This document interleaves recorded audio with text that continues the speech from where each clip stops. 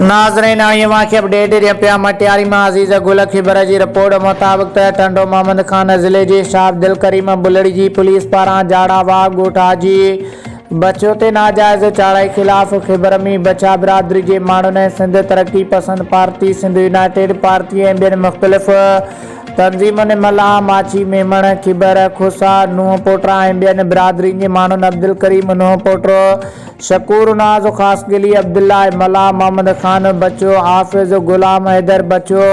हाजी सारंग बच्चो वडेरो अब्दुल हकीम बच्चो बाबू बच्चो नवाज अली बच्चो अब्दुल मजीद बच्चो अली हसन बच्चो अली मोहम्मद बच्चो शमीर मल्लाह ऐं ॿियनि जी अॻुवाणी में खिबर शहर मां रैली कढी मेन बस स्टॉप ते एहतिजाजी मुज़ाहिरो कयो वियो। एहतिजाज कंदड़नि जो चवणो त एसएचओ बुलड़ी शाह करीम एडी अला ॾिनो पावर पुलिस सां गॾिजी शाह अब्दुल करीम बुलड़ी भरिसां जाड़ावाग गोठा जी बच्चों में बचा बिरादरी के घरनि ते राति जे वक़्तु चढ़ाई करे चादर चौदीवारी जो तकदस पाए माल कंदे मर्दनि ऐं औरतुनि खे मार कुट कंदे खेनि सख़्तु ज़ख़्मी करे छॾियो। हिन अमल की मज़म्मत कंदे असां IG Sindh DIG Hyderabad SSP Tando Muhammad Khan का पुरज़ोर मुतालबो था करियूं तो पुलिस गर्दी ऐं दादागिरी जो नोटिस वठी कूड़ा केस खारिज कया वेन ऐं बचा बिरादरी के घरनि ते पुलिस की चाड़ाई किरियल हरकत है। एसएचओ समेत चाड़ाई कंदड़